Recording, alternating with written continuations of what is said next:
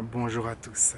Aujourd'hui, je parle de gagner à la loterie avec la loi de l'attraction. Bonne idée ou mauvaise idée? D'abord, sachez que j'ai déjà gagné au jeu de hasard au tiercé en utilisant cette technique. J'ai gagné 2 fois au tiercé en ligne en faisant des paris.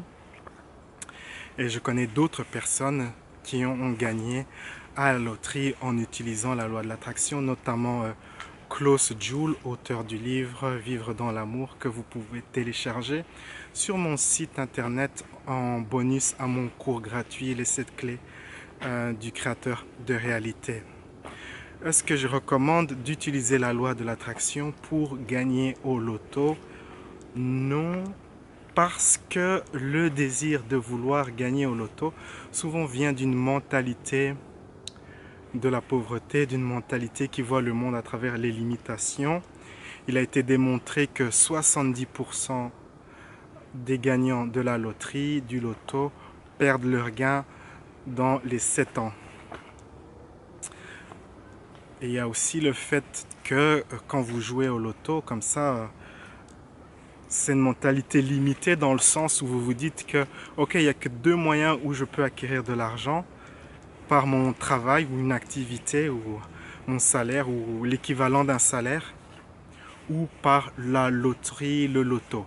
Or, qu'il existe un nombre illimité de moyens d'attirer de l'argent, d'attirer de l'abondance. Mais si vous avez une conscience de la pauvreté, vous aurez tendance à vous focaliser sur ok, je dois travailler à fond et comme ça je gagne beaucoup, ou alors je gagne au loto. Il n'y a pas cette ouverture à l'abondance de l'univers, de l'infini. Car cette mentalité est limitée. Du fait que cette mentalité est limitée, elle cause plein de problèmes, plein de désagréments. D'ailleurs, si vous lisez le livre de Klaus Juhl, il a gagné au loto, mais ce fut très difficile avec beaucoup de problèmes. Chaque fois qu'il essayait de visualiser les numéros, il avait de plus en plus de difficultés. C'était vraiment très difficile pour lui. Et aussi, il a eu beaucoup de problèmes financiers par la suite, hein, malgré qu'il a gagné, parce qu'il avait cette mentalité de pauvreté en fait. Pour vraiment avoir une bonne abondance, par la suite, il a dû vraiment faire un travail sur lui-même, de lâcher prise sur cette mentalité de la pauvreté, évoluer sa mentalité pour aller dans une mentalité de l'abondance. Et il faut lâcher prise sur vos croyances limitantes sur l'argent. Déjà, la première croyance limitante, c'est que l'argent vient soit du travail, ou soit de gagner à la loterie. Ça, c'est vraiment une croyance limitante. Et encore, il est possible de manifester des choses comme gagner au loto tout en gardant la conscience de la pauvreté, mais à vos risques et périls, vous risquez d'avoir de gros problèmes dans 70% des cas, puisque, comme je l'ai expliqué, 70% des personnes perdent la totalité de leurs gains. Je vais vous raconter quelques anecdotes, quelques histoires justement de gagnants de loto. Par exemple, Uroj Khan, qui a gagné 425 000 dollars au loto. L'homme de 46 ans pensait qu'il allait avoir la belle vie, mais malheureusement, il est mort le jour où il est parti chercher ses gains. Et quand on a fait une autopsie de son corps, on a découvert qu'il était mort empoisonné au cyanure. Et donc peut-être qu'il avait une croyance que s'il a beaucoup d'argent, on va lui faire du mal. Et donc il a manifesté sa peur la plus profonde.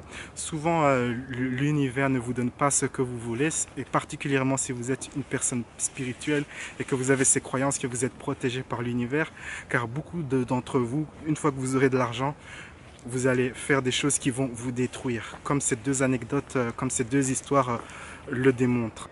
Donc il y a ce gars, Billy Bob, qui a gagné 31 millions de dollars au loto, où il était assistant dans un magasin d'outils de bricolage. Donc avec ses gains, il a acheté un ranch, une maison pour sa famille, et en seulement 2 ans,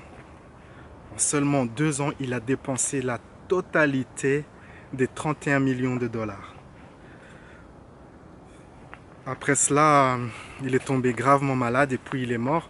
Mais sur son lit de mort, il a déclaré ceci: l'une des pires choses qui m'est arrivée dans la vie, c'est de gagner au loto. Une autre histoire, c'est celle de Mukhtar Mouhidine, qui est un ouvrier britannique, musulman, et qui a gagné 18 millions de livres sterling. Et donc sa victoire a un peu changé sa mentalité, a beaucoup changé sa mentalité. Il a dû d'ailleurs divorcer de son épouse Saïda, et donc dans le divorce, Saïda prend 5 millions de livres sterling, donc l'homme reste avec 13 millions, et de ces 13 millions, il mène la grande vie. Il a changé son prénom. Au lieu de dire qu'il s'appelait Mukhtar, il a dit qu'il s'appelait Mike et qu'il était banquier, investisseur. Et il menait la grande vie, prostituée de luxe, grosses dépenses, casino et tout ça. À un moment, sa mosquée avait besoin d'argent pour faire des réparations. Il s'est proposé de donner de l'argent à sa mosquée, mais l'imam de la mosquée a refusé son don, car le gars en question apporte de la honte à sa communauté. Il a déshonoré sa communauté, et donc son argent n'était pas le bienvenu. Et donc comme ça, il a eu un enfant avec l'une de ses escort girls. Donc ils ont fait test d'ADN. D'abord il a nié, non, c'est pas mon enfant, il a nié. Puis ils ont fait les tests d'ADN, ils ont découvert que c'était vraiment l'enfant, son enfant. Et donc il a dû verser une pension alimentaire de 40 000 livres sterling à cette dame. Et il a continué comme ça à dépenser tout son argent. Et finalement il a fini très pauvre, à avoir des petits jobs comme ça et à dormir dans un petit hôtel.